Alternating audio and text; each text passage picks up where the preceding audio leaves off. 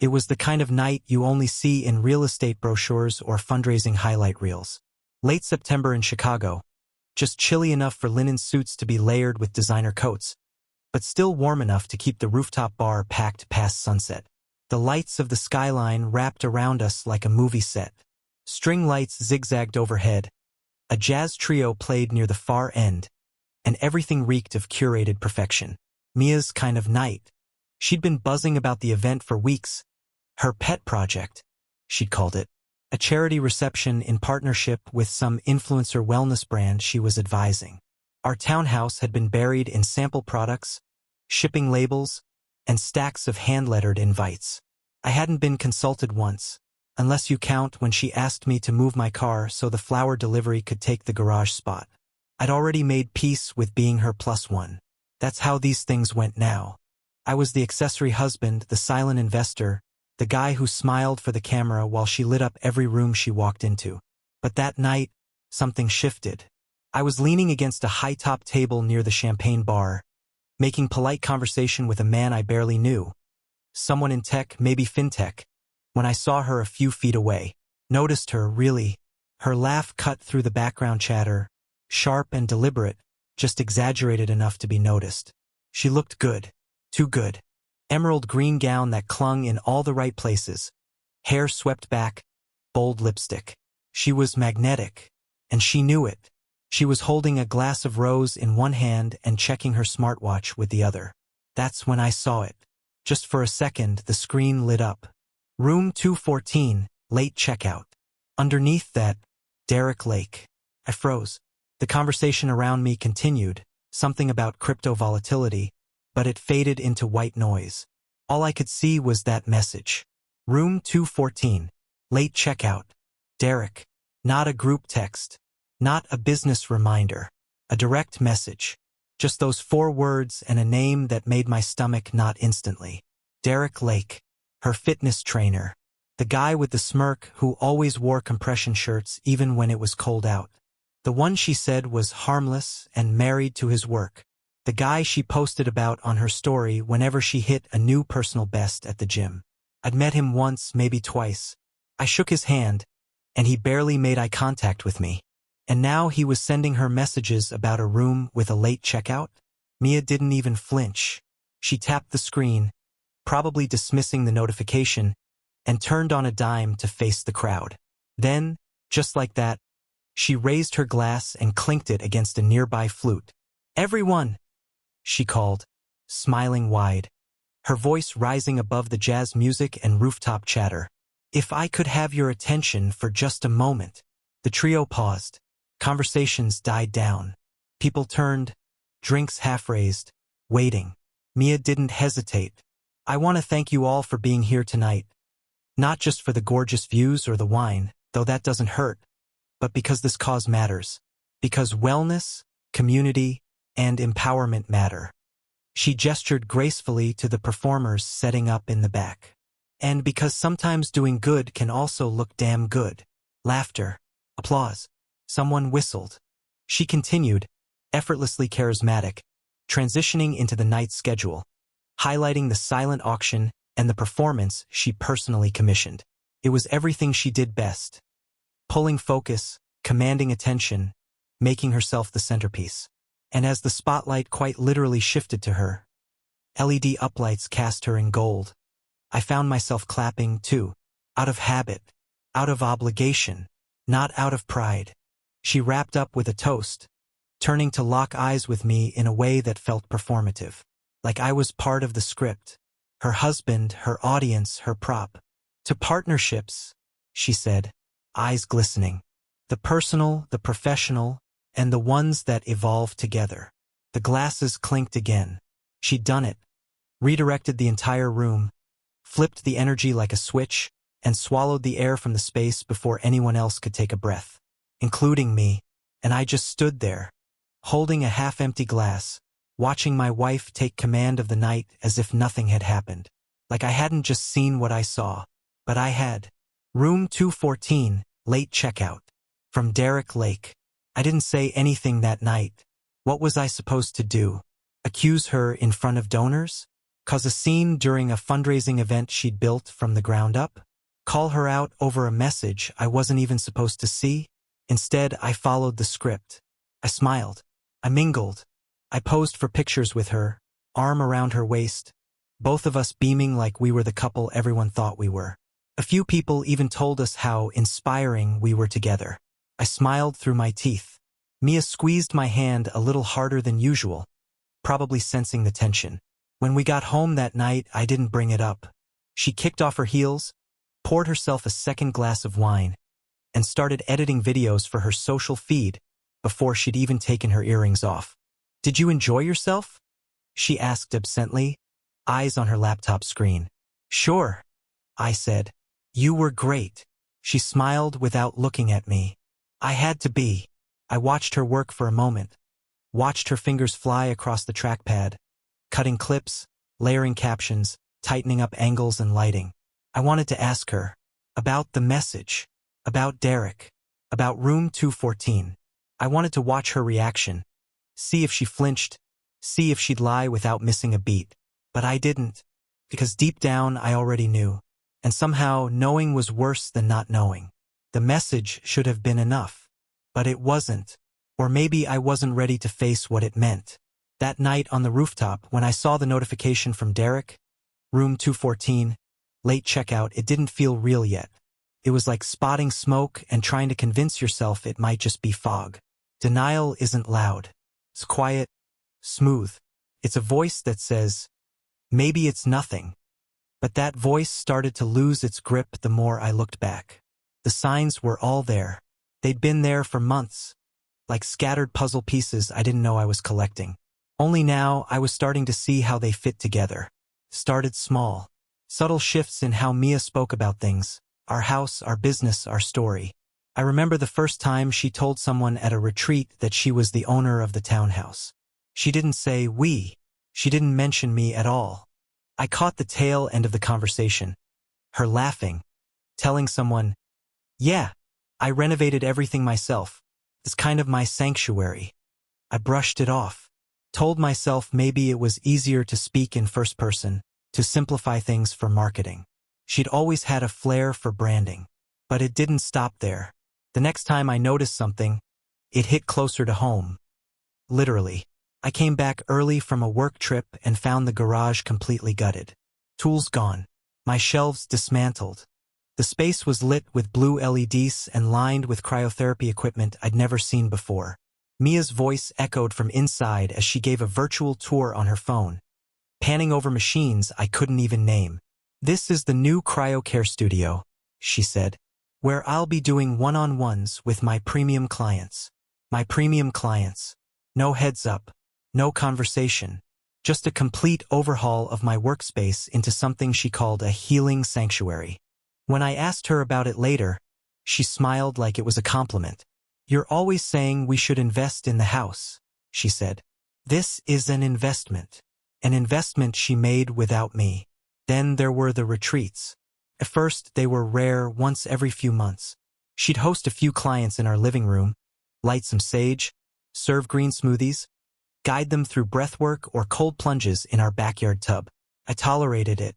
She was good at it. People paid for that kind of experience. But it didn't take long for things to escalate. One weekend turned into 2, then 3 in a row. Cars filled the driveway. Strangers came and went. Some brought overnight bags, which made no sense given the size of our place. I noticed the city inspector stop by one afternoon, and Mia met him outside before he could knock. She chatted him up, laughed, handed him something, and he left without ever coming inside. When I asked her if she had permits for the events, she rolled her eyes. "They're not events, Evan," she said. "They're int** mate wellness immersions. Stop being dramatic." But the signs didn't stop coming. They multiplied. She started asking clients to pay in cash. Said it was more fluid for the energy exchange. I found envelopes of bills tucked into her crystal cabinet, right behind a copy of The Secret. It didn't sit right with me, but I let it go. We'd built our brand on trust, Mia and Evan partners in purpose. Or so I thought. Then there was the mail. More and more packages started showing up with her name on them, But they weren't fitness gear or supplements. They were business supplies, labels, packaging, custom merch. Some were addressed to a company name I didn't recognize. Lakelight Wellness, LLC. I didn't even know she had an LLC. I tried bringing it up. She brushed it off. "It's just a side project," she said. "Something Derek and I are testing out. He's helping with the logistics." Derek again. He was everywhere, always just outside the frame. He started showing up in her stories more often. Not in the foreground, never directly posed, but always there. Helping set up an ice bath. Loading equipment into his SUV. Adjusting her form during workouts. His hand a little too familiar on her lower back. I watched those videos with a tight knot in my stomach, trying to convince myself it was professional. It didn't help that her schedule stopped making sense. She started planning lake weekends for client resets, but the bookings never aligned with her calendar. She'd leave on Friday saying she had back-to-back sessions, but her socials would go dark. No tagged locations. No behind-the-scenes footage. Just one perfectly filtered sunrise over water with no context. When I asked how the retreat went, she'd say, "Transformative. We had breakthroughs. You had to be there." Yeah, I guess I did. I started paying closer attention. Not just to her stories, but to the ones she deleted. It became a pattern. She'd post something. Her walking a dock barefoot. A champagne toast on a balcony. A glimpse of a jet ski in the background. And then it would disappear within hours.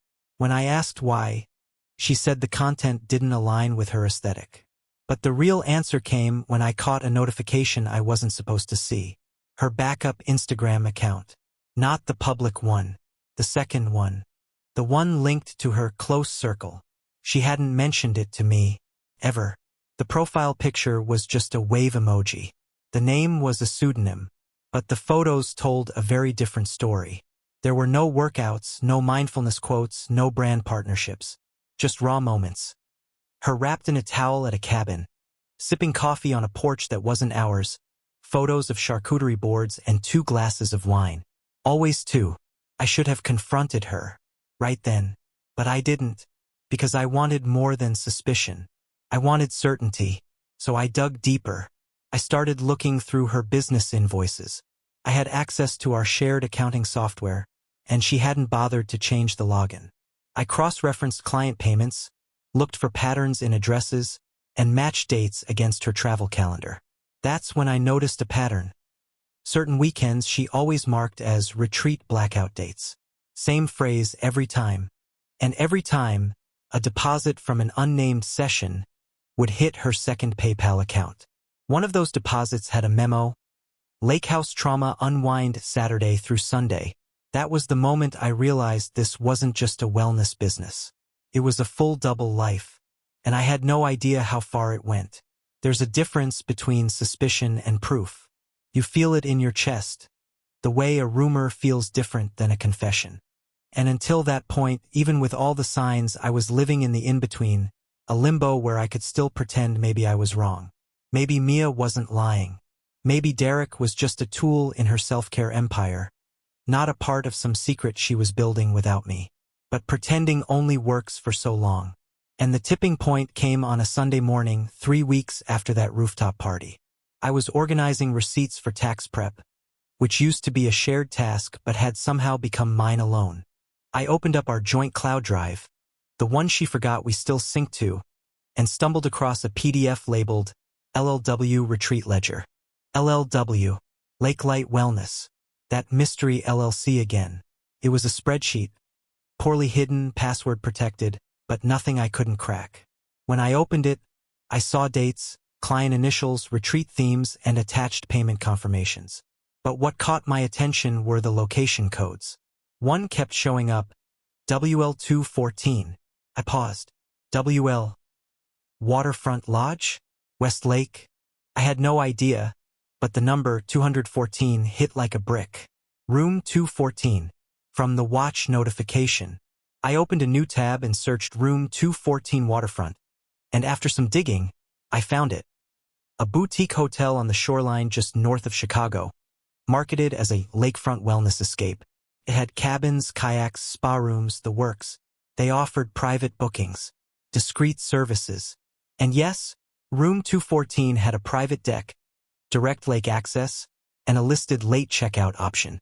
There it was, a thread now forming into rope. I pulled up her payment records, both business and personal, and started cross-referencing.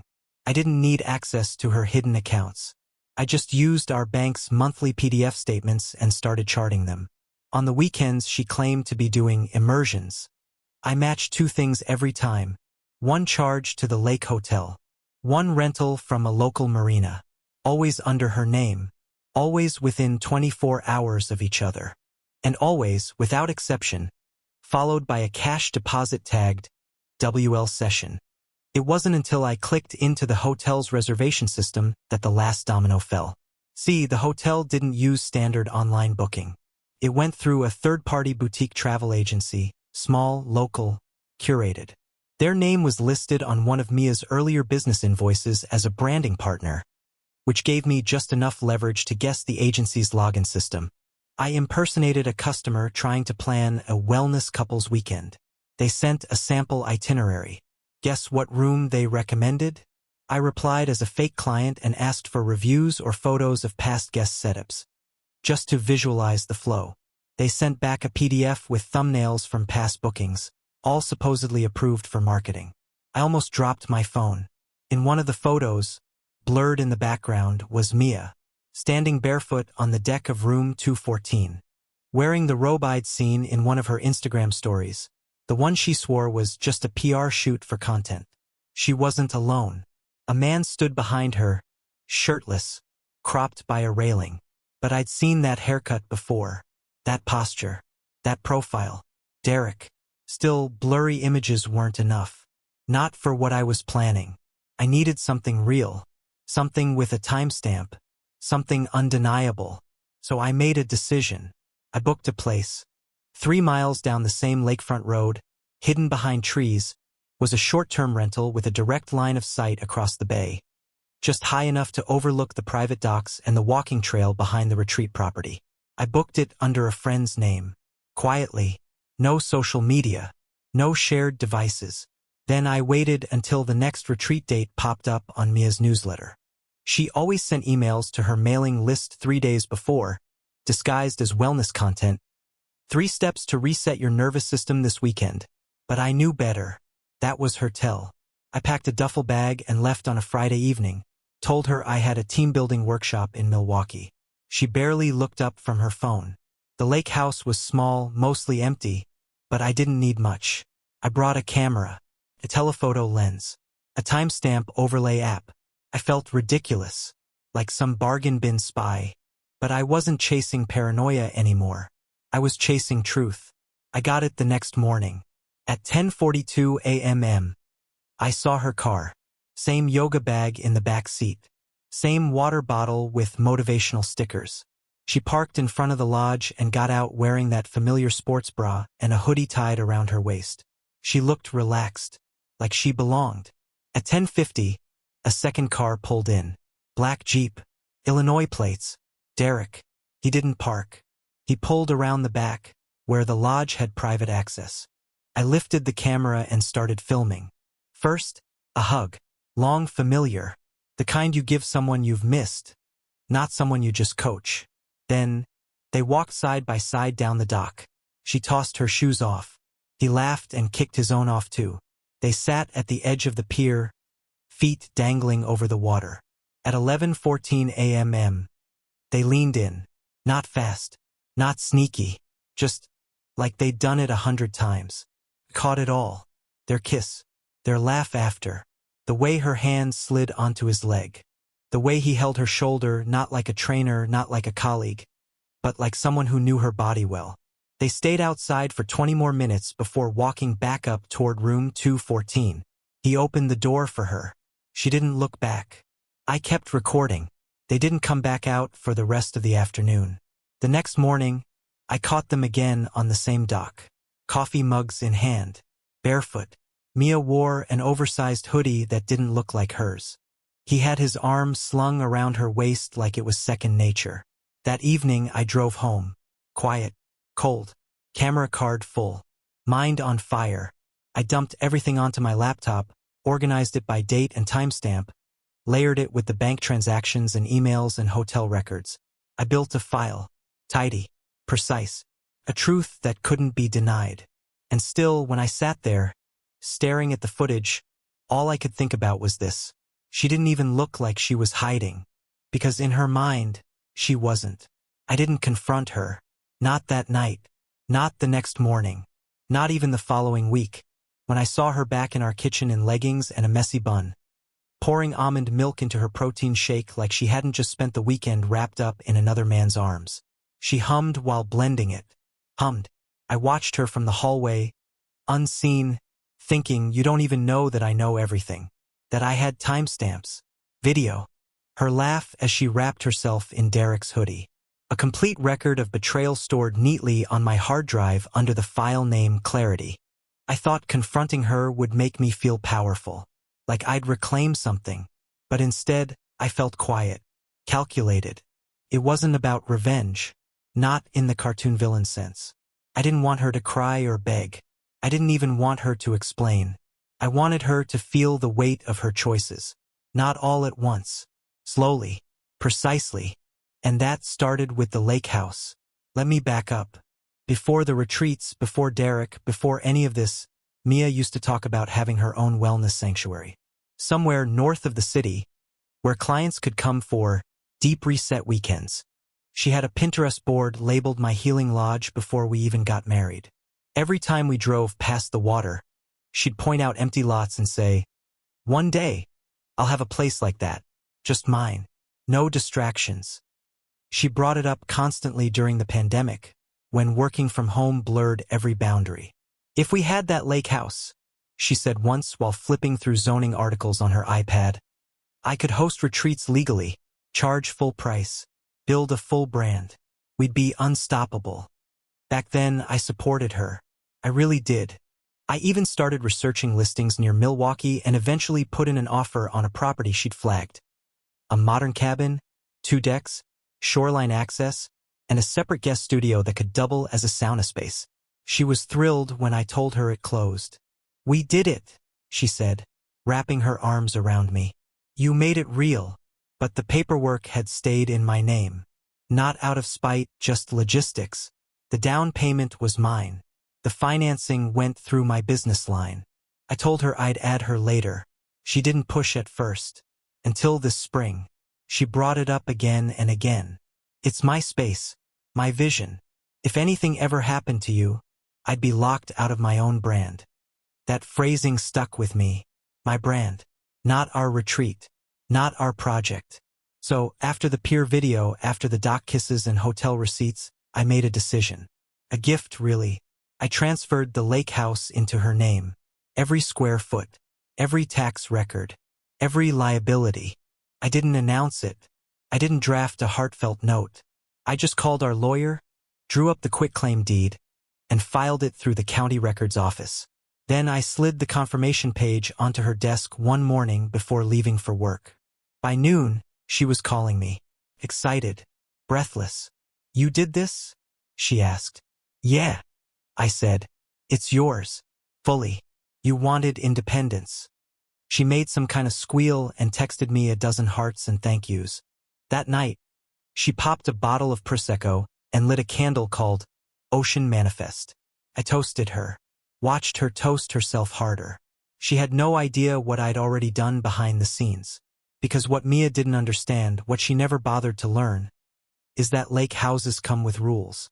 Choice, zoning, licensing, liability, and now all of it pointed to her. A single call to the local homeowners association was all it took. The conversation was boring, almost transactional. "Hi, I'm a resident near the East Bay shoreline. There's a property on Driftwood Drive running what looks like an unlicensed business. Traffic every weekend. Trash. Loud guests." The woman on the line perked up. "Driftwood, you said? What address?" I gave it to her. Confirmed the name on the deed. That was it. No accusations. No dramatics. Just a nudge. 1 week later, a notice appeared taped to the lake house's front door. Bright yellow. Compliance review pending. Mia texted me a photo with a string of expletives. This HOA is insane, she said. They're trying to shut down my practice. I didn't respond. Not immediately, because I knew that was only the beginning. What Mia didn't know was that the HOA had authority to involve multiple regulatory departments. Zoning, shoreline protection, even the state cosmetology board if services were being performed without credentials. And thanks to her social media footprint, which she proudly curated, it didn't take long for things to spiral. She geotagged herself dozens of times at the lake house, tagged clients, listed retreat dates in Instagram captions, posted time-lapse of full moon ceremonies on the back deck with 30 attendees and cold immersion testimonials filmed from the private dock. All of it, evidence. Evidence I'd quietly assembled into an anonymous package. Photos, videos, her retreat calendar. *TS of lake session, invoices from her PayPal. Her own words, my private sanctuary for trauma recovery and client rebirth. I mailed it to the HOA, and to the county zoning board, and to the Department of Water Protection. Each envelope was neatly labeled. No return address. Mia was still celebrating the deed transfer when she got her second notice. Then her third. She didn't connect the dots. Not at first.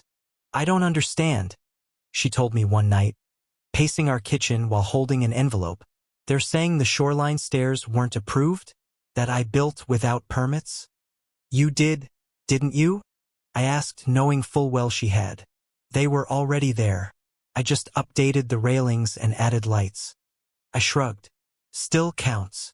She glared at me. This isn't funny. I could lose everything. I nodded, sympathetic. You'll figure it out. Because this was the genius of it. She got what she wanted, the house, the business, the dream, but also all the risk. All the fallout. She couldn't pin it on me anymore. My name was off the deed. Off the lease. Off the tax forms. She had fought for independence. Now she had it. And it was burying her. Started like a leak. One complaint. One letter. One knock on the door. But leaks spread. They weaken foundations. They erode everything they touch. Slowly, methodically, without warning. And that's exactly what happened to Mia. By the second week after the deed transfer, the yellow notices had multiplied. She posted a story saying she was being targeted for entrepreneurial success, paired with a picture of the lake house in black and white, captioned resilience.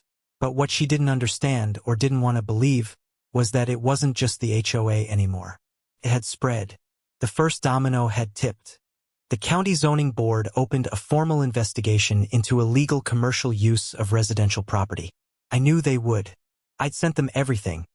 Timestamps of weekend retreats, drone *TS, she herself had uploaded, customer testimonials tagged with phrases like, best paid reset I've ever done. The zoning officer's name was Carla.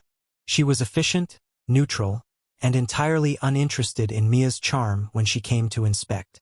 She acted like she was on a reality show. Carla later told me over the phone. Tried to offer me a smoothie before I could even show her the forms. By then, Mia had started to panic. The way people panic when they realize the rules aren't suggestions anymore. She came home from a restorative session one day, hair still damp, dressed in linen, and slammed the HOA envelope down on the kitchen counter. They want to fine me for shoreline violation. I kept my face neutral. What kind? They said the dock extension and the deck lights violate their environmental code, that I didn't file a permit for shoreline work. Which is insane because I barely touched the shoreline. Did you submit anything? I didn't need to. It's private property. I nodded slowly. Private doesn't mean unregulated. She *T me a look. Why are you being so calm about this? Because I'd already seen the next step. I just hadn't told her. The state's Department of Natural Resources had joined in. Apparently, she'd been hosting healing immersions that included unlicensed cold plunges in protected water zones. She thought posting about natural alignment with the lake's energy made her look holistic. What it actually did was alert the Water Protection Authority that someone had built an unpermitted platform into a semi-protected bay and called it the trauma dock. By the time she received that violation, she wasn't calm anymore. She woke me up at 2 a.m., holding her phone, voice shaking. "I just got a notice from the state," she whispered. "They're calling it unauthorized commercial shoreline use." I blinked. "Did you say commercial?" "That's what they're calling it." I sat up. "That's serious, Mia." "I know," she said, her eyes wide. "They're saying I could be liable for environmental damages." She said it like it was absurd. But it wasn't. Not to them. Not when her own promo video, complete with testimonials and drone footage, showed the exact stairs, dock, and outdoor heaters she'd installed to facilitate thermal release and spiritual surrender. She had posted every violation in full HD. What followed was a chain reaction. The county reclassified the lake house as a commercial wellness property. Retroactively, that meant new tax rates, business compliance checks, health inspection protocols, full audit. Mia tried to fight it, said the space was used spiritually, not commercially, claimed money wasn't the focus, that it was donation-based. I watched her say all of this to the inspector like she believed it would work.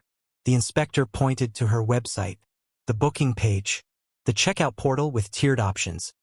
Basic detox, $275/alignment weekend, $495/full rebirth intensive, $1,250. She asked the inspector not to take photos. He did anyway. Then came the cosmetology board. Someone, not me, must have flagged her for offering skincare sessions without a license. Possibly a client. Possibly someone annoyed by how many times she'd promised cellular regeneration through infrared exfoliation. I'd seen it in her copywriting. Never thought much of it. Now the state did. They sent a cease and desist, along with a request for license verification, insurance, and proof of sterilization procedures for all skin contact tools used during sessions. That was the moment she cried. Not in public. Not even to me directly. But I heard it. One night in the bathroom. I stood outside the door as her breath hitched and cracked, her voice barely holding together as she whispered into the phone. "I think I really messed this up." And still it got worse. Her payment processors started asking questions. Stripe, PayPal, Square. All of them flagged keywords: retreat, cold therapy, lake immersion, client transformation. She'd used them in the memo fields. She'd built her brand around them. They responded by freezing her accounts for business review. Suddenly, the money stopped moving. She paced the kitchen for hours, talking to automated customer support, then escalating to human reps, trying to explain that lake sessions weren't medical or cosmetic, that they were energy-based exchanges. It didn't work.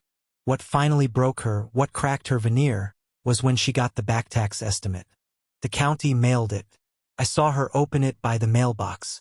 She stood there in silence. Read it twice. A thick packet with bold letters at the top. Reclassification penalty, estimated back tax liability, $42,880. $42,000, she said slowly, walking into the house. They think I owe $42,000 in taxes. I didn't say anything. She dropped the papers on the dining table.